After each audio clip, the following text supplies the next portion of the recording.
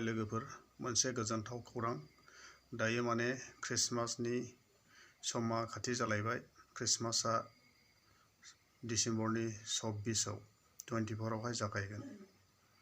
बे क्रिसमासनि थाखायहाय मोनसे गस्पेल सं दिहुननाय जादों आरो बे क्रिसमास सङा जाहैबाय जोबोद हिट आरो बे मेथाइजोंनो गोबां बेबायदिनो क्रिसमास जानायफ्राव मोसानो थाखायहाय नैबे गस्पेल क्रिसमास संखौहाय बानायनाय जादों।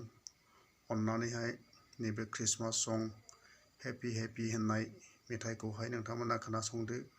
ओमफ्राय मेथाइखौहाय मोजां मोनदोंब्ला अन्नानै साबस्क्राइब खालामदो, ओमफ्राय लाइकबो खालामदो, ओमफ्राय शेयारबो खालामना होदो, जाहाथे माने गोदान गोदान गस्पेल क्रिसमास गस्पेलफोर लाबोनो हायो नोंथांमोननि गेजेराव। हामबायसै, थेंक इउ। आङो बे मोनाबिलि समावसो माने नैबे भिडिअखौ लाबोनाय जादों। नोंथांमोना नायलांदो आरोखि लोगोफोर, thank you.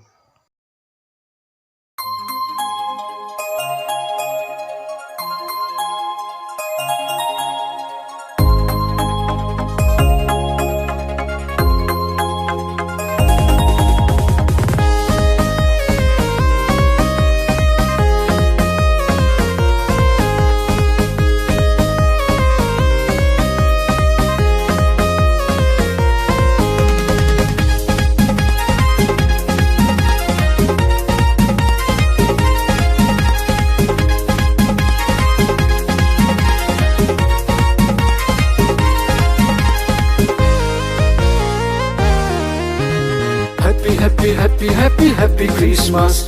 Merry, merry, merry, merry, merry Christmas Day.